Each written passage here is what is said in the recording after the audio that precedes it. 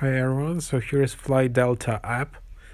Uh, so yeah, it's resuming in popularity because people are start to traveling again. So to install it, just tap Get here, and then confirm with the Touch ID or Face ID or password. And there you have it, that's the app.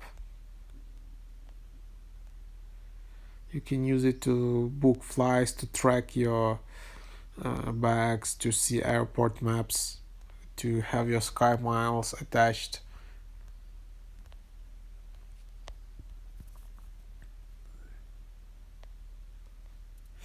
Yeah, and as you can see, it has pretty good rating, 4.8 out of 3.5 million ratings, which is pretty impressive.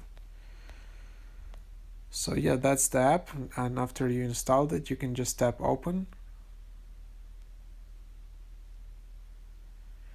and then you can just